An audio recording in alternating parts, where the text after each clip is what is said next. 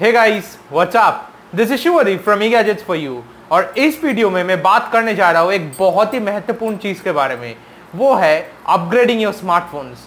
हाँ दोस्तों, जैसे आप सभी को पता है कि आप कोई भी ब्रांड को पकड़ लो या फिर कोई भी ब्रांड का कोई भी सीरीज पकड़ लो, तो आपको पता ही है कि हर साल एक अपग्रेडेड मॉडल्स आता रहता है। तो इसमें एक बहुत महत्वपूर्ण क्वेश्चन आता है कि should I upgrade my smartphone, कि मैं क्या मेरा स्मार्टफोन को अपग्रेड करूं। कि मान लीजिए अगर आप एक स्मार्टफोन को खरीदते हो आज, तो वही ब्रांड और वही सीरीज का एक दूसरा वर्जन निकल जाता है अगले साल को।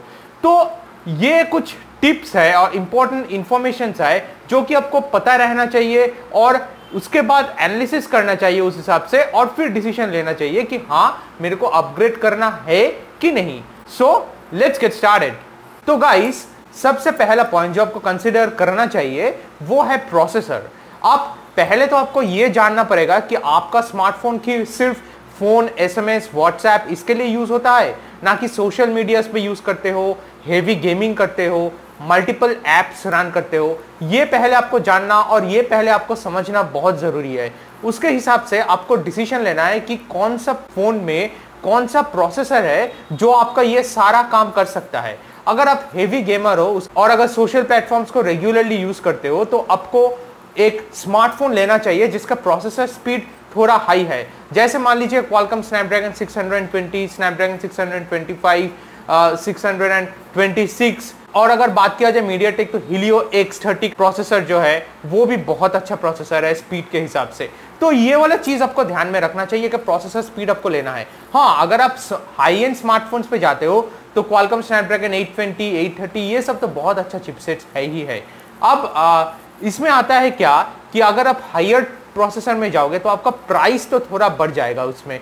तो बजट के हिसाब से भी आपको वो समझना चाहिए कि कौन सा स्मार्टफोन में जाना है प्रोसेसर स्पीड को ध्यान में रखते हुए। अब दूसरा पॉइंट जो कि इंपॉर्टेंट पॉइंट है वो होता है डिस्प्ले। जैसे मान लीजिए आपका स्मार्टफोन अगर आप सोशल नेटवर्किंग्स के लिए हर रोज हर टाइम यूज करते हो और मूवीज भी देखते हो स्मार्टफोन्स पे, कोई इंपॉर्टेंट चीज या फिर कोई भी पीडीएफ आप पढ़ते रहते हो, ई बुक्स पढ़ते हो, तो आपको डिस्प्ले की तरफ ध्यान देना पड़ेगा। आपको एक ऐसा डिस्प्ले चाहिए जिसका व्यूइंग एंगल्स बहुत अच्छा हो और जो सनशाइन और या फिर कोई भी लाइटिंग कंडीशंस में उसका रिफ्लेक्शन ज्यादा ना हो, ठीक ठाक रहे। सुपर एमोलेड का जो डिस्प्ले है वो तो खासियत है इसके बारे में कि वो सबसे कम रिफ्लेक्शन करता है हेवी सनलाइट में भी। लेकिन हाँ, सुपर एमोलेड डिस्प्ले का जो फोन्स आता है वो थोड़ा प्राइस में हाई है, तो आपको IPS LCD capacitive touch screen का जो डिस्प्ले होता है वो भी देखना चाहिए। और इसके साथ आता है पिक्सल डेंसिटी। कम से कम 300 या उससे ऊपर पिक्सल डेंसिटी होना ही चाहिए डिस्प्ले को ठीक ठाक रहने के लिए। तो डिस्प्ले भी एक बहुत इंपॉर्टेंट पॉइंट है कंसिडर करने के लिए अगर आप स्मार्टफोन को अपग्रेड करना चाहते हो तो। अब थर्ड जो पॉइंट है वो आता है बैटरी, जो कि बहुत ही महत्वपूर्ण पॉइंट है। अगर आप हेवी यूसेज करते हो आपके स्मार्टफोन को तो कम से कम 3500 मिली एम्पियर ऑफ बैटरी या उससे ज्यादा बैटरी आपको चाहिए ही चाहिए। और अगर आप मीडियम यूसेज हो तो 3000 मिली एम्पियर बैटरी सबका काम चल जाएगा। कम से कम ऐसा बैटरी तो होना ही चाहिए जो 1.5 दिन से 2 दिन तक बैकअप दे। हाँ, 2 दिन में थोड़ा ज्यादा ही बोल गया, लेकिन 1.5 दिन का बैकअप तो रहना ही चाहिए आज के डेट में। हर रोज चार्ज करोगे या फिर दिन में 2 बार चार्ज करोगे, 3 बार चार्ज करोगे, उससे तो आपका काम बनेगा नहीं ना। तो बैटरी को ध्यान में रखना बहुत ही जरूरी है। लेकिन हाँ, अगर आप ज्यादा बैटरी के लिए जाओगे तो हैंडसेट थोड़ा हेवी हो जाता है। जैसे मान लीजिए कूल वन 12 उसमें 4000 मिली एम्पियर का बैटरी देता है, लेकिन हैंडसेट थोड़ा हेवियर साइड में आ जाता है। तो ये तो रहता है, लेकिन बैटरी ध्यान में रखना तो इंपॉर्टेंट है ही है। अब फोर्थ जो पॉइंट है वो तो एकदम ट्रेंडी पॉइंट है, वो आता है कैमरा। एक कैमरा आपको ऐसा चाहिए जो लो लाइट कंडीशंस और गुड लाइट कंडीशंस दोनों कंडीशन में अच्छा फोटो दे।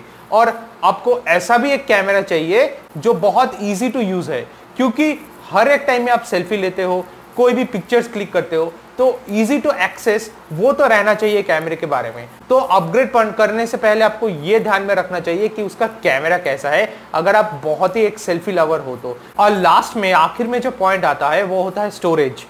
स्टोरेज इंपॉर्टेंट है, क्योंकि अगर मान लो कि एक स्मार्टफोन में आपका 16 GB इंटरनल मेमोरी है या फिर 32 GB इंटरनल मेमोरी है, तो उसमें क्या बनता है, तो कोई कोई कंपनी जो होता है वो ब्लोटवेयर देता है। ब्लोटवेयर माने उसी का कंपनी का कोई प्री इंस्टॉल एप्स रहता है जो ज्यादातर यूज में नहीं आता है। हाँ, कुछ कुछ यूज में आ जाता है, लेकिन ज्यादातर एप्स ऐसे ही जगह आपका ले लेता है, लेकिन यूज में नहीं आता है। तो स्टोरेज को ध्यान में रखना भी बहुत इंपॉर्टेंट है। कम से कम 32 GB का स्टोरेज तो मैं रिकमेंड करता हूँ, उसमें माइक्रो एसडी का सपोर्ट भी रहना चाहिए। और अगर 64 GB का इंटरनल मेमोरी हो जाए तो आपका बात शायद बन जाएगा, क्योंकि आप हैवी फोटोज भी आप लेते हो तो उसमें स्पेस तो रहता है 64 GB में आपका एप्स और फोटोज को स्टोर करने के लिए। तो स्टोरेज को ध्यान में रखना भी इंपॉर्टेंट है। लेकिन अगर हाई स्टोरेज में जाओगे तो उसका प्राइस भी थोड़ा बढ़ता जाता है, तो वो भी एक पॉइंट और ये फैक्टर आ जाता है।